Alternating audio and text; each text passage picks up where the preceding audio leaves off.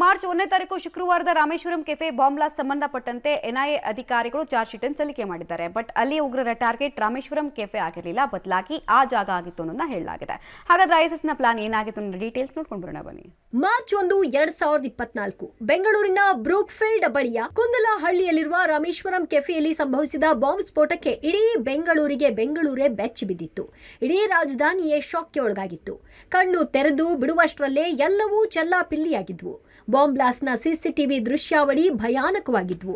ಸದ್ಯ ಈ ಪ್ರಕರಣಕ್ಕೆ ಸಂಬಂಧಿಸಿದಂತೆ 4 ಆರೋಪಿಗಳ ವಿರುದ್ಧ ಎನ್ಐಎ ಅಧಿಕಾರಿಗಳು ವಿಶೇಷ ಕೋರ್ಟ್ಗೆ ಚಾರ್ಜ್ ಶೀಟ್ ಸಲ್ಲಿಕೆ ಮಾಡಿದ್ದಾರೆ. ಬೆಂಗಳೂರಿನ ರಾಮೇಶ್ವರಂ ಕೆಫೆಯಲ್ಲಿ ಬಾಂಬ್ ಸ್ಫೋಟ ಪ್ರಕರಣ ಸಂಬಂಧ ಎನ್ಐಎ ಅಧಿಕಾರಿಗಳಿಂದ 4 ಆರೋಪಿಗಳ ವಿರುದ್ಧ ವಿಶೇಷ ಕೋರ್ಟ್ಗೆ ಚಾರ್ಜ್ ಶೀಟ್ ಸಲ್ಲಿಕೆ ಮಾಡಲಾಗಿದೆ.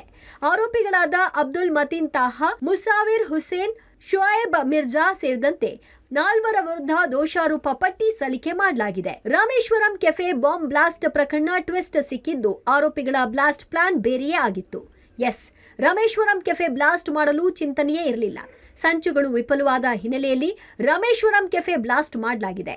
ಉಗ್ರರ ಮೊದಲ ಟಾರ್ಗೆಟ್ ಆಗಿದ್ದು ಮಲ್ಲೇಶ್ವರಂನಲ್ಲಿರುವ ಬಿಜೆಪಿ ಕಚೇರಿ. ಮಲ್ಲೇಶ್ವರಂ ಬಿಜೆಪಿ ಕಚೇರಿ ಸ್ಫೋಟಿಸಲು ಸಂಚು ರೂಪಿಸಲಾಗಿತ್ತು.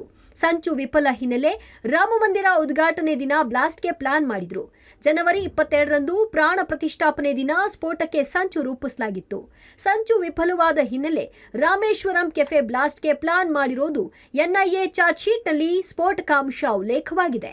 ಮಾರ್ಚ್ 1ರಂದು ನಡೆದಿದ್ದ ರಾಮೇಶ್ವರಂ ಕೆಫೆ ಬ್ಲಾಸ್ಟ್ ಪ್ರಕರಣದ ತನಿಖೆ ಚುರುಕಾಗಿತ್ತು.